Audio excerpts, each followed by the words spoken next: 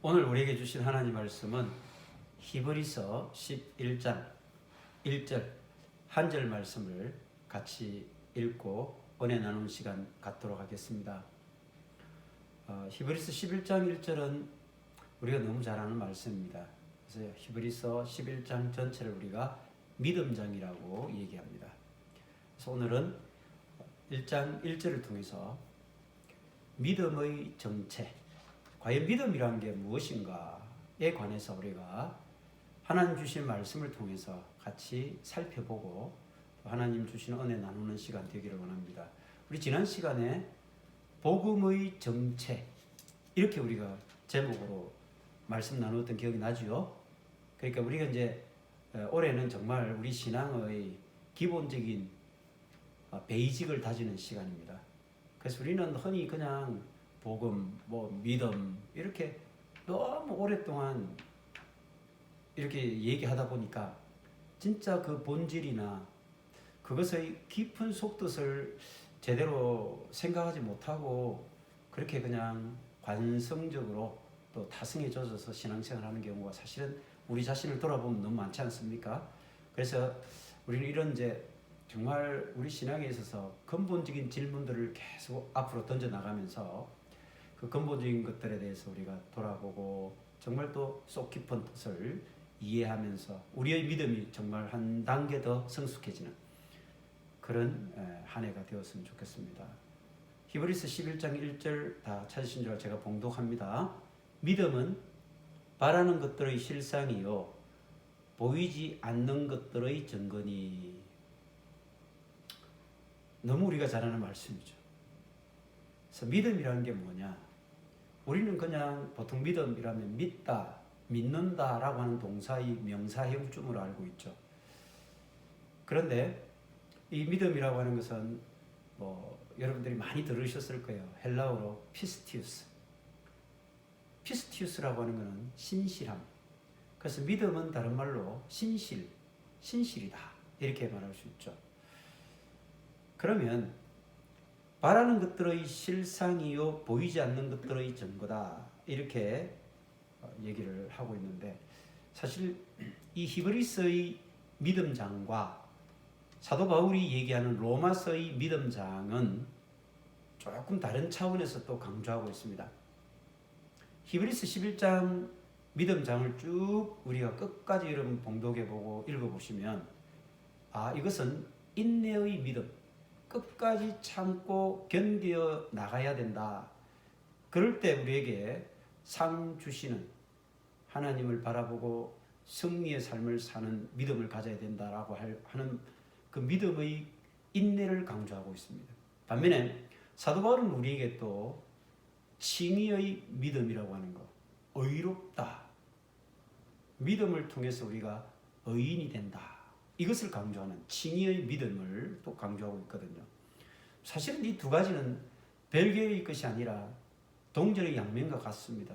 그래서 우리가 하나님을 믿음으로 의롭다 되고 또 의인이 되었기 때문에 우리는 그 믿음을 끝까지 고수하면서 하나님 나라 가는 그날까지 하나님 앞에 설 때까지 이 믿음을 끝까지 고수하고 견지하고 지켜나가야만 하는 것입니다. 믿음은 바라는 것들의 실상이라고 하는 것은 실체를 얘기하는 거지 않습니까? 그래서 헬라어로 히포스타시스라고 얘기하는데 substance, 실체.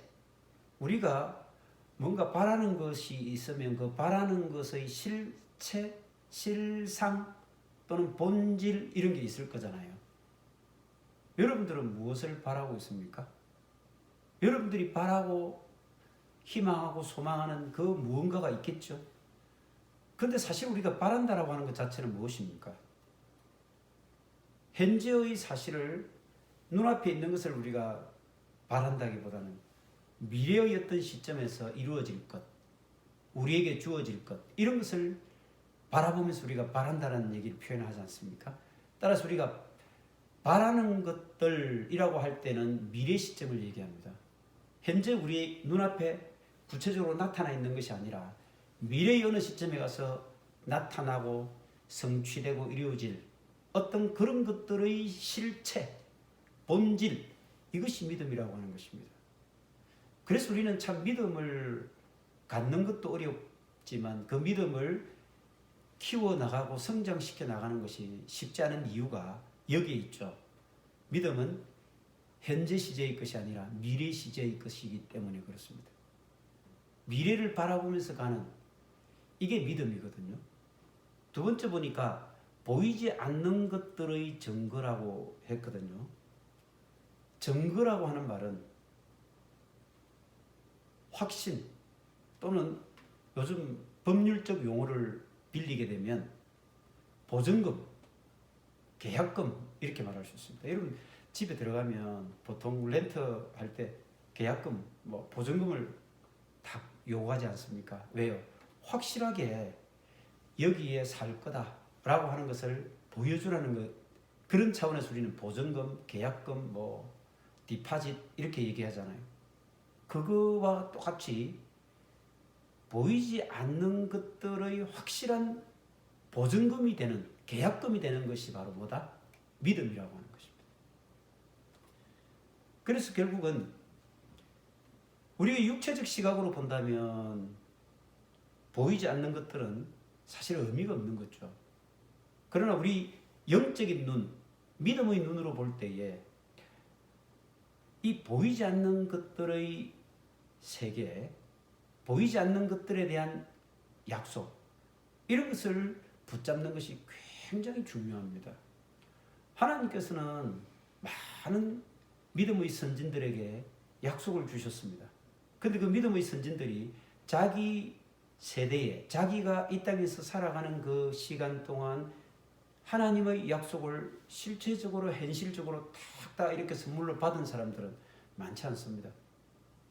그럼에도 불구하고 그들은 하나님께서 약속을 하셨기 때문에 그 약속이 반드시 이루어질 것을 믿고 걸어갔던 사람들입니다. 그래서 히브리서 11장 전체를 쭉 보면은 믿음이 없이는 하나님을 기쁘시게 못하나니 하나님께서 기쁨을 가질 만한 믿음은 무엇입니까? 그러면 하나님께 나아가는 자는 반드시 그가 계신 것과 그가 자기에게 상 주시는 이심을 믿어야 할지니라. 두 가지. 하나님 기뻐하시는 믿음은 하나님께서 반드시 계신다. 두 번째는 하나님은 자기를 찾는 자들에게 상 주시는 분이다. 그런데 이 상이라고 하는 것이 무엇입니까? 우리는 많은 경우에 이 말씀을 내가 이 땅에 살아가면서 부딪히는 많은 어려움들을 해결해 주시는 문제 해결사의 하나님, 그래서 그런 어려움들을 해결해 주시는 복을 또 하나님이 주시는 상으로 이해하는 경우가 많은데, 물론 그런 부분도 하나님께서는 포함하고 있습니다. 그런데 우리 히브리서 11장 전체를 쭉 읽어보면 믿음으로 아벨은, 믿음으로 에녹은, 믿음으로 노아는, 믿음으로 아브라함은, 믿음으로 이삭은, 믿음으로 야곱은, 믿음으로 요셉은, 그리고 저 뒤에 가면 믿음으로 모세는, 이렇게 나옵니다. 이 믿음의 선진들은 다 하나같이 하나님 앞에서 하나님이 주신 언약의 말씀을 붙잡고 걸어간 사람들인데, 그들에게 하나님께서 그러면 어떤 상을 주셨느냐?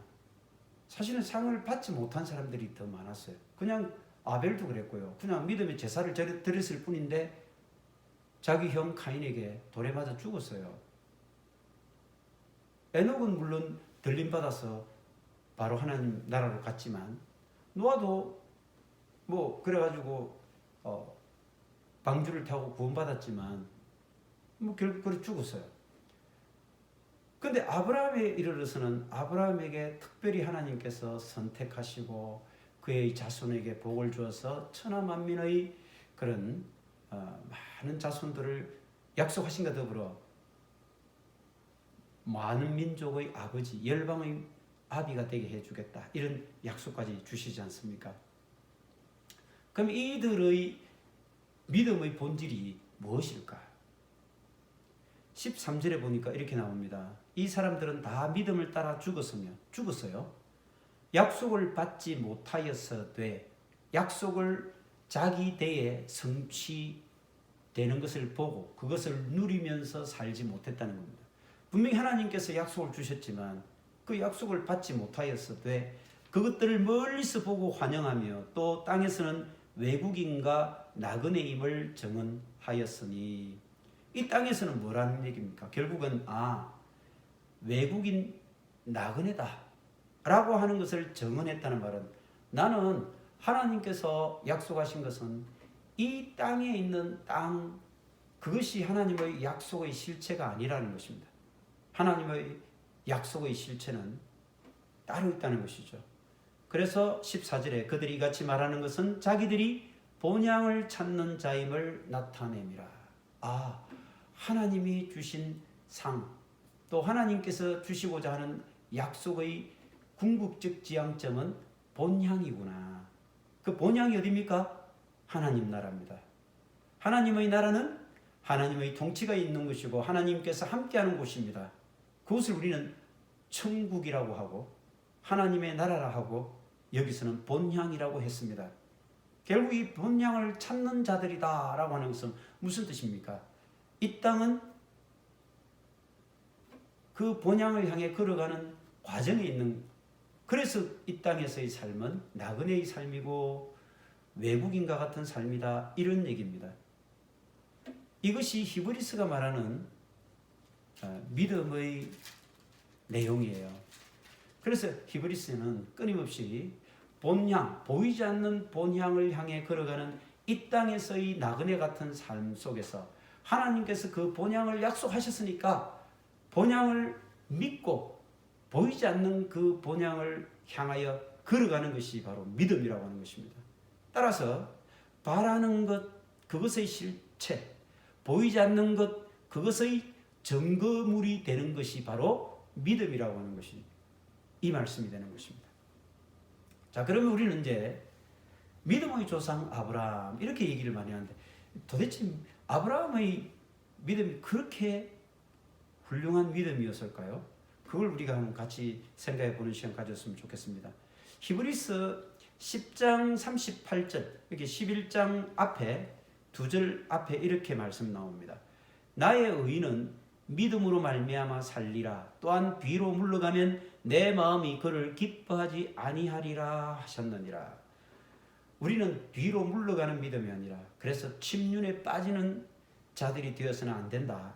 그래서 믿음을 붙잡고 그 약속 말씀을 붙잡고 앞을 향해서 걸어가야 된다는 것을 권면하는 말씀이죠. 나의 의인은 믿음으로 말미암아 살리라. 많이 들어본 말씀 아닙니까? 예, 사도 바울이 그렇게 말씀하셨죠. 의인은 믿음으로 말미암아 살리라.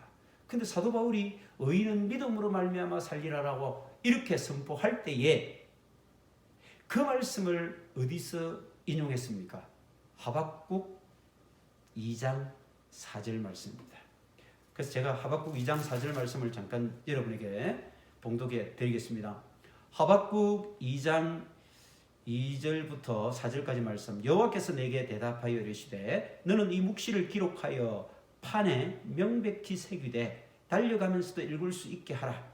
이 묵시는 정한 때가 있나니 그 종말이 속히 이르겠고 결코 거짓되지 아니하리라. 비록 더딜지라도 기다리라. 지체되지 않고 반드시 응하리라. 4절. 보라, 그의 마음은 교만하며 그 속에서 정직하지 못하나 의인은 그의 믿음으로 말미암아 살리라. 이 말씀을 인용한 것이죠. 의인은 그의 믿음으로 말미암아 살리라, 이렇게 말씀하셨는데 사도 바울은 로마서 1장 17절에서 기록된 바 오직 의인은 믿음으로 말미암아 살리라, 이렇게 했거든요. 그러면 의인이라고 하는 것은 무슨 뜻입니까? 죄가 없는 사람이죠. 죄가 없는 사람이 하나님 앞에서 생명을 구원받을 수 있다는 것입니다. 그래서 우리가 아는 것처럼 사도 바울은 우리가 의인이 되지 못하면 하나님을 만날 수 없고 하나님 앞으로 갈 수가 없고 우리 생명이 구원받을 수 없다라고 하는 것입니다. 어떻게 우리가 의인이 될 수 있습니까? 사도 바울의 말씀에 따르면 우리는 결단코 우리의 행위, 어떠한 의로움이 없기 때문에 우리는 누구도 의인이 될 수 없고 하나님을 만날 수 없고 구원받을 수 없는 존재들이죠. 그럴 때 하나님께서 그 길을 열어주셨는데 바로 의인은 믿음으로 말미암아 살리라. 믿는 이 믿음을 통해서 하나님께서는 그 죄인을 의인으로 바꾸어 주셨다는 것이죠. 죄인이지만 하나님께서 그 믿음을 보시고 의인으로 인정해 주셨다. 우리가 잘 아는 이신칭의, 이신덕의, 즉 믿음으로서 의를 얻는다. 믿음으로 의롭다, 칭함을 받는다. 이걸 우리가 이신칭이라 하잖아요. 그런데 이 이신칭이 의롭다고 인정받아야만 우리는 비로소 하나님 앞으로 나아갈 수 있고 하나님과 동행할 수 있는 존재가 되면서 하나님의 생명을 누리는 구원받는 존재가 될 수 있는 것이죠. 그러니까 굉장히 이것은 중요한 개념입니다. 그래서 믿음이 중요하다. 그런데 하박국에서는 아까 말씀드렸잖아요. 의인은 그의 믿음으로 말미암아 살리라. 이것은 두 가지로 해석할 수 있겠죠. 하나는 의인은 그 의인이 왜 의인이 되느냐, 그가 왜 살 수 있느냐 하면 그가 가지고 있는 믿음, 하나님에 대한 믿음, 그의 믿음 때문에 살 것이다, 구원받을 것이다, 이렇게 해석할 수도 있지만 의인은 그의 믿음, 누구의 믿음입니까? 하나님, 그분의 믿음 때문에 이 의인이 살 수 있게 될 것이다. 생각을 해보십시오. 우리는 의인은 그의 믿음으로 말미암아 살리라 할 때 그의 믿음은 이 앞에 죄인된 그가 하나님 앞에 믿음을 가지고 나왔을 때 그 사람이 의인이 되고 의인이라 칭함을 받는 것이죠. 그렇게 보면 이 그의 믿음은 죄인이었지만 믿음을 고백함으로써 의인화된 의인이라고 칭함을 받는 이 사람의 믿음이라고 해석할 수 있죠. 하지만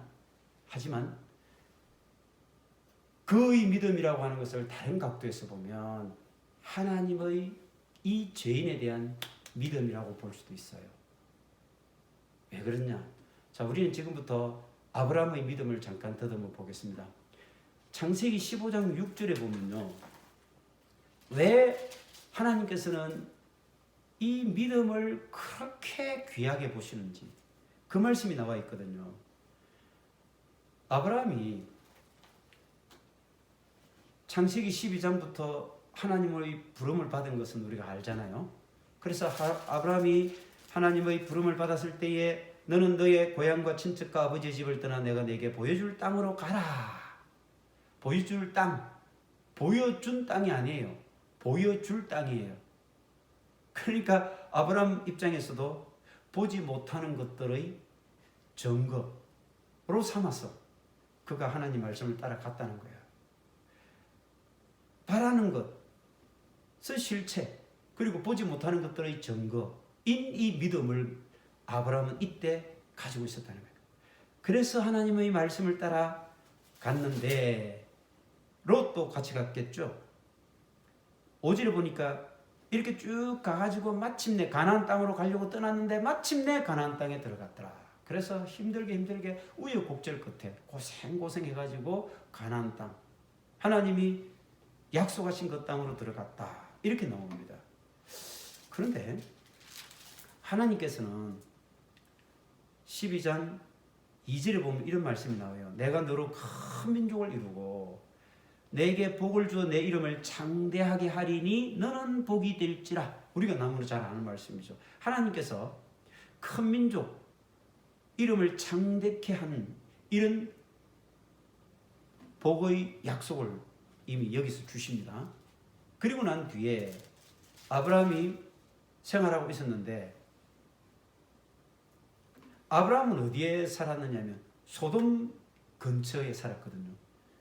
그래서 소돔 근처 조카 롯이 살고 그다음 그 건너편에 또 삼촌인 아브라함이 살았단 말이에요. 그런데 이 소돔 왕이 당시에 큰 좀 강대국에 해당되는 엘람이라고 하는 엘람이라는 왕국이 있었어요. 강대국. 그 왕 이름이 그돌라 오멜이에요. 오멜. 그돌라 오멜. 그 왕을 섬기고 있었죠. 소돔 왕이. 그런데 이 소돔 왕이 마음 유지되는 거 그 주변 왕 나라들하고 합해가지고 반란을 일으켰어. 우리 더 이상 엘람 왕을 섬기지 않겠다. 이래가지고 반란을 일으켰는데 그 반란을 일으킨 전쟁이 14장에 지금 나옵니다. 사해, 즉 여매에서 전투가 벌어지게 되는데 이 소돔 왕은 옆에 있는 고모라 땅의 왕, 아드마 왕, 스보임 왕, 소알 왕, 이 5왕이 딱 동맹이 되어서 엘람 왕을 대적했습니다. 그러니까 엘람 왕 그돌라 오멜은 혼자 힘으로 좀 힘드니까 시날 왕, 엘라살 왕, 고임 왕 4명의 그 왕들과 함께 또 연합해서 이렇게 엄청 큰 전투를 벌였습니다. 결국은 이 전쟁에서 엘람 왕이 이겼어요. 그럼 소돔 왕은 패가 도망을 갔겠죠. 그때 소돔 땅에 거주하던 조카 롯 있잖아요. 그리고 그 가족 재물 다 빼앗겼어요. 다 빼앗겨버렸어요. 왜? 소돔 왕이 피했고 엘람 왕이 그 곳에 있는 모든 재물을 다 탈취해 갔기 때문에 이 소식을 그 건너편에 살고 있었던 아브라함이 들었어요. 그래서 자기 집에 있던 그 병사들, 그러니까 자기가 사적으로 기른 사병들이죠. 318명을 거느리고 죽여버렸습니다. 단까지. 지금의 이스라엘 저 북쪽 경계지점 단까지 쫓아가가지고 그곳에서 막 전투를 해가지고 빼앗겼던 롯과 그 가족들과 재물들을 다 찾아온 거예요. 근데 찾아 돌아오고 있는데 거의 돌아왔을 때 그 예루살렘, 지금은 예루살렘이라 부르지만 당시는 살렘이라고 해서 살렘 왕 멜기세덱이라는 사람이 왕으로 있었는데 이 사람은 대제사장이었어요. 그래서 포도주와 떡을 가지고 와서 아브라함을 이제 축복하죠. 그때 아브라함이 그 유명한 10분의 1을 떼갖고 드립니다. 멜기세덱에게. 그게 이제 11조의 뭐 기원이 됐다 이런 얘기를 하죠. 그리고 난 뒤에 15장에 가면 하나님께서 어느 날 밤에 환상 가운데 이렇게 나타나서 말씀합니다. 아브라함아 두려워 말라. 나는 내 방패여 너희 지극히 큰 상급이니라. 너 방패가 되고 지극히 큰 상급이 나 여호와다. 이 말씀을 주시는 거예요. 그러자 아브라함이 뭐라고 불평을 하는가? 아이고 하나님 저한테 뭘 주십니까? 나는 자식도 없고 내 상속자는 다 이 다메섹 사람 내가 데리고 있는 이 엘리에셀 이 몸종 하나밖에 없는데 내 씨를 안 주시는데 내가 어떻게 상급을 받는다 말씀입니까? 이런 불평을 하니까 하나님께서 네 몸에서 날 자가 내 상속자가 너 상속자가 될 것이다. 이렇게 처음으로 자손에 대한 약속을 하시거든요. 그러면서 밖으로 데리고 가서 뭇배를 봐라. 너 셀 수 있겠니? 그렇게 많은 자손을 너에게 주겠다. 그때 15장 6절에 이렇게 말씀이 기록되어 있습니다. 잘 한번 들어보십시오. 아브라함이 여호와를 믿으니 여호와께서 이를 그의 의로 여기시고 아브라함이 여호와의 말씀을 믿었어요. 어떤 걸 믿는 거죠? 너 자손이 하늘의 별처럼. 근데 그때 당시는 아까도 말했지만 자기는 나이도 많고 자기 데리고 있는 이 몸좀 비슷한 이 엘레셀 다메섹 사람 이 사람 막 이 아가 내 후손이 돼야 되겠다. 이 생각밖에 없었어요. 그런 상황 속에서 별처럼 많은 자손을 약속하는 하나님의 그 말씀이 믿겨졌겠습니까? 쉽게 아마 믿어지기 어려웠을 겁니다. 그런데 아브라함이 그것을 믿었다는 거예요. 그러자 하나님께서는 바라는 것들의 실상이요 보지 못하는 것들의 증거가 되는 이 믿음을 보시고 하나님께서 이를 그의 의로 여기셨다. 믿으니까 의인으로 인정해 주셨다는 겁니다. 여기서 바로 우리는 이신칭의의 출발이 시작되었다는 것을 알 수가 있습니다. 여러분 꼭 기억하십시오.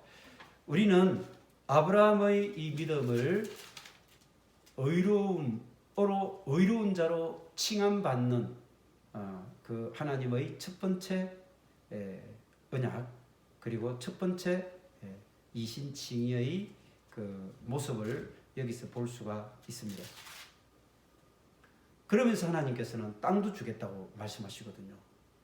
이 땅도 너한테 줄게 이렇게 말씀하십니다. 그러자 아브라함이 아니 이 땅을 소유로 받을 걸 내가 뭘 가지고 믿습니까? 이러니까 하나님께서 야 짐승들 다 몇 마리 데리고 와서 쪼개라. 다 쪼개라. 이 쪼갠다는 것은 고대 건동에서는 두 당사자가 계약을 할 때에 짐승의 그 사체를 딱 이렇게 짐승의 몸통을 둘러 딱 쪼갭니다.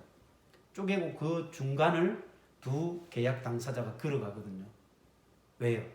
우리 두 사람 중에 누구 한 사람이 계약을 어기면 이 쪼개진 짐승처럼 계약을 어긴 자는 용서받지 못할 것이다.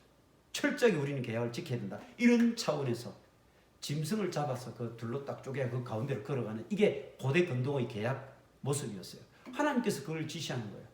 왜? 아브라함이 자꾸 의심을 하니까. 아니 땅 주신다고요. 뭘 보고 제가 그거 믿습니까? 그래서 그렇게 준비를 시켰거든요. 그러면서 하나님께서 이렇게 말씀하십니다. 네 자손이 이방에 계기되어 400년 동안 그들을 섬기고 그들에게 괴롭힘을 받은 후에 4대 만에 이 땅에 돌아올 것이다. 아니 자기는 지금 자식도 하나 없고 엘리에셀이라고 하는 그 다메섹 사람 그 몸종 하나밖에 없는데 아니 자손 묵별 얘기하시고 그 다음에 또 4대 네 자손이 4대 만에 400년 동안 이건 너무나도 황당하고 구름 같은 소리 아닙니까? 그런데 히브리 11장 1절에서 뭐라고 했습니까? 믿음은 바라는 것의 실체고 보지 못하는 눈에 보이지 않는 것들의 증거가 되는 것이 믿음이라고 했잖아요. 그런데 이렇게 보이지 않는 상황 속에서 막연한 것에서 하나님께서 드디어 아브라함과 약속을 하십니다. 너가 그렇게 못 믿겠다면 내가 약속을 하마.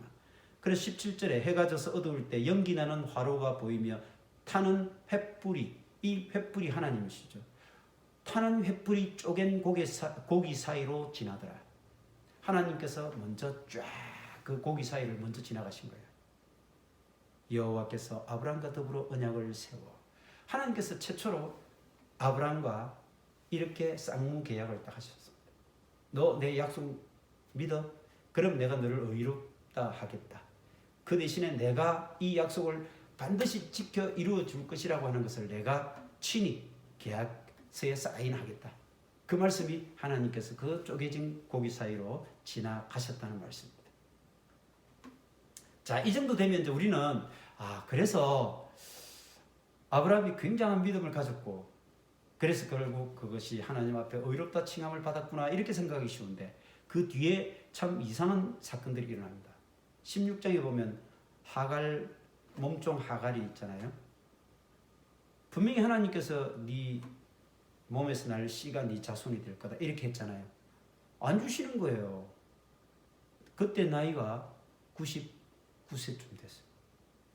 그럼 75세 때 하란 땅에서 가나안 땅에 이주해 왔는데 99세니까 거의 24년, 25년이 다 돼가잖아요. 하나님 안 주시는 거예요. 그러니까 편법을 생각한 거죠. 분명히 내 몸에서 나를 씨라고 했으니까 그렇지. 꼭 와이프인 사라를 통해서가 아니라 몸종, 저 있네. 젊고 탄탄한 몸종 하갈. 저 여자를 통해서 하나님께서 내 씨를 주신다는 뜻 아닐까? 이 생각을 했을 수 있겠죠. 그래서 사라가 몸종인 하갈을 넣어서 그래서 그 이스마엘이라는 아들을 낳았잖아요. 그러니까 하나님께서 또 뭐라고 하십니까? 아니다. 그건 아니야. 이렇게 말씀하십니다. 그러면 우리가 생각을 해보십시오. 이렇게 가만히 생각, 하나님의 약속을 분명히 네 몸에서 날짜가 네 씨가 될 거라고 했는데 아브라함과 사라는 자기 나름대로의 그런 편법으로 하나님에게 묻지도 않고 하가를 통해서 그냥 씨를 만들어서 하나님의 약속인 것처럼 오해를 했단 말이에요. 17절에 보니 17장에 가면 그래서 99세에 하나님께서 이렇게 말씀을 또 하셔요. 너를 모든 민족의 아버지로 만들겠다. 그리고 내 언약을 지키고 언약을 따라서 너 자손을 번성하게 하겠다. 이 약속을 계속 주시는 거예요. 그리고는 너는 이름을 아브라함이라 하지 말고 아브라함이라 해라. 사라도 사라라 하라. 하나님께서 아브라함과 그 다음에 사라의 이름이 바뀌도록 하면서까지 하나님의 약속에 대해서 다시 한 번 더 약속을 주십니다. 그때 아브라함이 웃으면서 속으로 100세 된 사람이 어찌 자식을 낳겠어요. 아이고 사라 지금 90세인데 어떻게 아이를 낳겠습니까? 그럴 때 19절 이런 말씀, 하나님이 아니라 내 아내 사라가 내게 아들을 낳으리니 너는 그 이름을 이삭이라 하라. 내가 그와 내 언약을 세울 것이다. 이제는 사라를 통해서 아들을 낳을 것이라고 분명히 또 못을 박습니다. 그리고 그 아들 이삭과 내가 또 약속을 할 것이다. 이 이스마엘은 아니야. 이렇게 말씀을 하십니다. 그 뒤에 18장으로 가면요. 아내 사라의 믿음 또한 아브라함과 비슷한. 자, 지금 100세 된 사람이 어찌 자식을 낳을까 엎드려 웃으면서 마음속으로 이렇게 아브라함은 말했습니다. 하나님께서 약속을 하셨을 때 속으로 비웃었어요. 아브라함. 그럼 사라는 어땠을까요? 사라도 18장에 가서 사라야 너 내년 이맘때 반드시 아들이 있을 것이다. 그때 아브라함 그런 얘기, 생리가 끊어지고 생수가 끊어져 나이도 다 늙었거든요. 그때 18장 12절에 사라가 속으로 이렇게 웃습니다. 아이고 내가 노쇠했고 주인도 늙었는데 내게 무슨 즐거움이 있으리요. 내가 어떻게 아이를 낳겠습니까? 사라 역시 웃었어요. 아브라함 웃었고요. 사라 웃었습니다. 무엇에 웃었다고요? 하나님의 약속의 말씀에 웃었습니다. 그렇게 하나님이 약속하시는 것에 대한 웃는 것은 우리가 생각하면 인간적으로는 너무나 자연스러운 거 아닙니까? 25년 지나도 하나님 아무 미동도 없는데, 그런데도 하나님께서 그 믿음을 의로 여기셨다고 하는 아까 15장 6절 이 말씀은 왜 유효합니까? 왜 유효합니까? 계속해서 여호와께서 능하지 못한 일이 있겠느냐? 기한이 이를 때에 내가 내게로 돌아오리니 사라에게 아들이 있으리라. 하나님께서는 아브라함이 웃었을 때 약속을 다시 한 번 주십니다. 사라가 속으로 비웃었을 때 다시 한 번 더 약속을 주십니다. 우리는 잘 생각해 보셔야 됩니다. 아브라함은 사실 인간이에요. 그러니까 처음에 막 이렇게 정말 믿습니다 하면서 12장에서 본토 친척 아비 집을 떠나고 다 따라왔지만, 아니 해보니까 자식 준다 했는데 25년 동안 안 주니까 믿음이 의심이 생긴 거예요. 흔들린 거죠. 아브라함 흔들렸고 사라 역시 비웃고 흔들렸습니다. 의심이 쌓였습니다. 계속해서 이런 믿음의 모습들을 보면서 과연 우리가 하나님께서 정말 기뻐하시는 믿음의 산 증인이라고, 그래서 믿음의 조상이라고 이렇게 칭함을 받을 수 있을까? 받을 수 있을까? 아브라함은 또 결정적으로 한 번 더 실수를 합니다. 그가 그랄 땅에 갔거든요. 그랄 왕 아비멜렉이 야, 저 누구냐? 이거 우리 누이 동생인데. 왜? 예쁘니까. 혹시 아내라 하면 자기를 죽이고 그 예쁜 사라를 빼앗아 갈까 봐서. 누이 동생입니다. 이 거짓말 했잖아요. 누이 동생을 두 번째 팔아먹었습니다. 언제 한 번 팔아먹었어요? 애굽 땅에 갔을 때. 애굽 왕 바로가 야 누구냐? 저요 누이 동생입니다. 그래가 데리고 갔는데 밤에 하나님이 나타나서 너 손대지 마. 그래서 살아났고 다시 이렇게 보냄을 받았죠. 그랄 땅에 가서도 똑같이 마누라 팔아먹었습니다. 마누라를 두 번째 팔아먹었다니까요. 그런데 이런 사람을 우리가 믿음의 조상, 그리고 하나님께서 그 믿음을 의로 여기신 정당한 믿음의 표본이라 할 수 있겠습니까? 우리와 다름없는 아브라함의 이 모습을 우리는 보면서 야, 아브라함도 별 수 없네. 이런 것들을 우리는 생각할 수 있지 않겠습니까? 그런데 참 재밌는 이제 일이 일어납니다. 하나님께서 사라를 통해서 이삭을 주셨잖아요. 그리고는 정말 22장에 가면 놀라운 사건이 벌어지게 됩니다. 우리 너무 잘 아는 하나님께서 아브라함에게 야 아브라함아 너 아들 데리고 독자 이삭을 데리고 모리아 땅으로 가서 내가 너한테 일러준 한 산에 번제로 그를 드리라 이렇게 명령을 해요. 아브라함 어쩝니까? 사실은 그 전에 아브라함 같으면 어땠습니까? 아이고 아브라함 하나님 이렇게 귀하게 오랫동안 기다리고 했는데 이게 하나 달랑 주셨는데 독생자 아닙니까? 그 바치라고요. 죽여서 그것도 번제로 드리라고요. 못합니다 하나님. 이렇게 말할 수 있죠. 그런데 참 놀라운 것은요. 22장 3절에 아브라함이 아침 일찍 일어나 나귀 안장을 지우고 두 종과 아들 이삭을 데리고 번제에 쓸 나무를 쪼개어 가지고 떠나 하나님이 자기에게 일러주신 곳으로 가더니 두 말 안 하고 순종했다는 것입니다. 놀랍죠? 분명히 하나님 앞에서 의심하고 불평하고 변심했던 그 믿음의 조상 아브라함의 모습이 22장에 오면 정말 그렇게 소중하게 얻은 100세에 그렇게 소중하게 얻은 그 아들 이삭을 번제로 드리라 죽여서 제물로 드리라는 이 말씀에 두 말 않고 순종할 수 있었던 것은 무엇 때문입니까? 바로 그렇습니다. 그동안 자기가 의심하고 불평하는 그 모습 가운데서 하나님은 한 번도 자신의 약속을 어기신 분이 아니다. 하나님의 이 말씀은 언젠가 반드시 나에게 이루어지는구나. 이것을 경험을 통해서 알게 되었고 그 하나님의 신실하심을 믿었기 때문에 이제는 하나님께서 분명히 독자 이삭을 바치라고 할 때는 뭐를 믿었다는 것입니까? 그렇죠.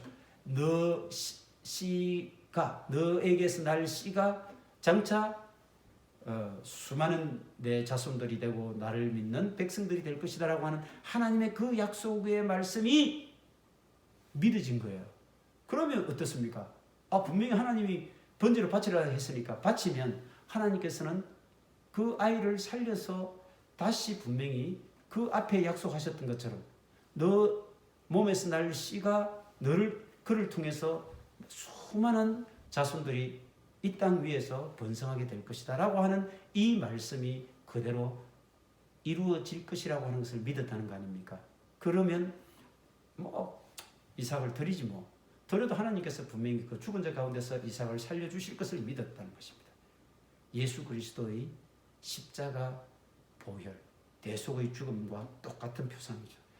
하나님께서 독생자 예수 그리스도를 이 땅에 보내서 죽은 가운데 다시 살려주셔서 일으켜 주셨지 않습니까? 바로 이삭의 그 생명을 통해서 똑같이 우리는 예수 그리스도의 그 대속의 죽음을 우리가 다시 한번 여기서 하나님께서 이미 약속하셨다는 걸 알 수가 있죠. 우리는 생각해 볼 필요가 있겠습니다. 하나님께서는 도대체 정말 어떤 분이시길래 행편없는 그 아브라함, 불평불만하고 의심 많았던 그 아브라함을 끝까지 이끌어 주셨을까? 그것은 아브라함의 사실의 믿음의 승리라기보다는 누구의? 하나님의 아브라함을 향한 그런 약속에 대한 신실하심의 승리였죠. 이 점을 우리가 생각을 해봐야 됩니다. 아브라함이 믿음의 조상이 된 것은 아브라함의 믿음 때문이 아닙니다. 누구의? 아브라함을 향한 하나님의 약속, 하나님 본인이, 하나님 당신께서 하신 그 약속의 말씀을 하나님께서 반드시 이루어 나가시는 과정이었다는 것입니다. 그래서 하나님께서는 하나님이 아브라함과 맺은 약속을 끝까지 인내하고, 비록 약속의 당사자인 아브라함이 의심하고 투정하고 불평하고 편법 쓰고 마누라 팔아먹고 이런 짓을 할 때도 하나님께서는 하나님이 하신 그 약속의 말씀을 한치도 흔들림 없이 이루어 나가셨다는 것입니다. 이게 하나님이 아브라함을 향한 놀라운 사랑의 인내심입니다. 오늘 우리는 어떻습니까?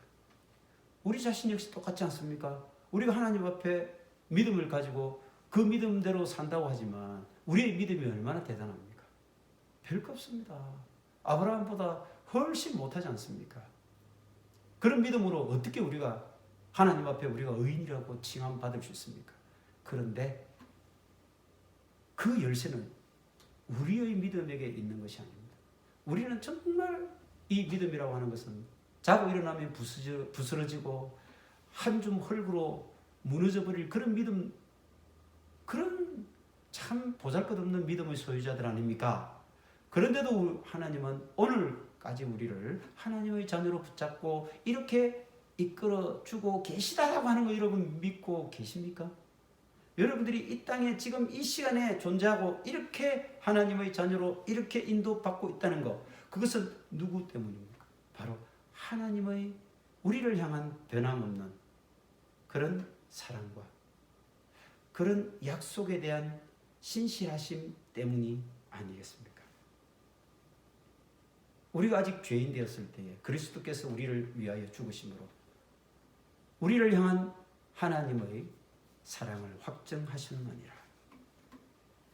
우리는 하나님께서 그 믿음의 주인이 되시며, 그래서 그 믿음을 우리가 예수 그리스도를 믿는 믿음의 근거로 삼아서 우리가 예수 그리스도를 그 믿음으로 우리가 믿고자 몸부림칠 때 하나님께서는 그 믿음을 보시고 우리를 의롭다 칭해 주시는 것입니다.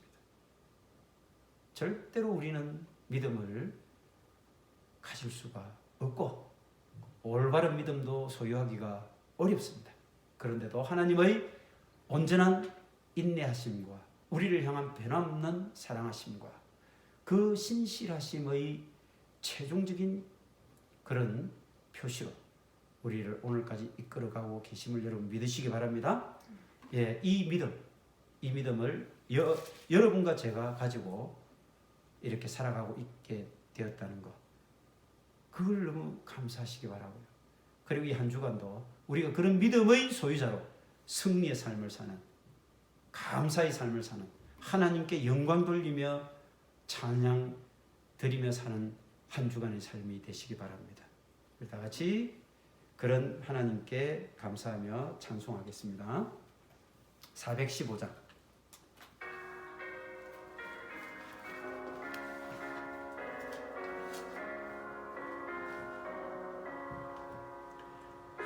십자가 그늘 아래 나 쉬기 원하네. 저 햇빛이 뜨겁고 또 짐이 무거워 이 광야 같은 세상에 늘 방황할 때에 주 십자가의 그늘에 내 쉴 곳 찾았네. 3절. 십자가 그늘에서 나 길이 살겠네. 나 사모하는 광채는 주 얼굴뿐이라. 이 세상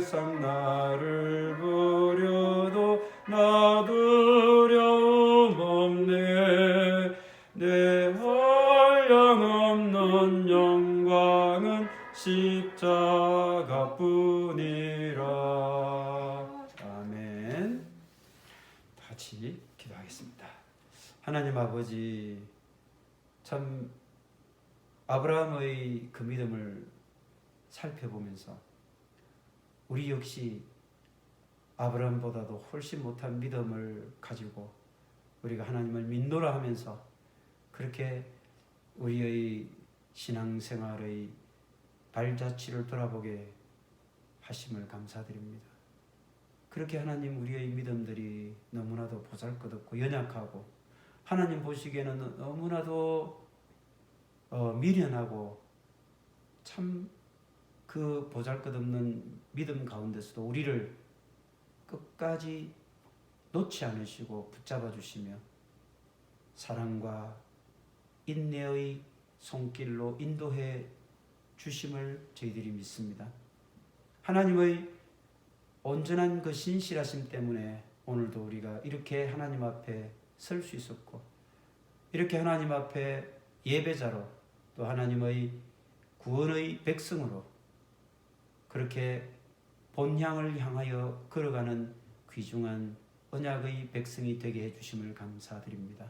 하나님, 한 주간 우리가 살아가며 정말 우리가 우리의 힘으로는 그 믿음을 이룰 수 없지만 우리를 향한 하나님의 그 놀라운 사랑과 하나님의 우리를 향한 변함없는 그 긍휼의 손길이 우리 삶 가운데 끝까지 함께함을 저희들이 믿고 우리 삶 가운데 불신의 상황들이 몰려온다 할지라도 또 어떠한 의심의 구름이 우리를 휘몰아친다 할지라도 결국 우리가 하나님의 손에서 끝까지 구원의 길을 걸어가는 백성 되게 해 주실 줄을 저희들이 믿고 확신하며 결단하며 감사하는 한 주간을 살아가는 저희 모두가 되게 하여 주시옵소서. 지금은 우리 주 예수 그리스도의 은혜와 하나님 아버지의 무한하신 사랑하심과 성령님의 교통하심과 교제하심과 새롭게 하심과 또 하나님의 놀라운 신실하심을 끝까지 우리를 통하여 이루고자 하시는 그 놀라운 사랑의 인내가 이 자리에 고개 숙인 주님의 말씀계 모든 권속들, 그들의 가족들, 그들의 일터와 직장, 그리고 그들이 만나는 모든 사람들의 관계 속에서 지금으로부터 영원토록 함께하여 주시기를 간절히 축원하옵나이다. 아멘.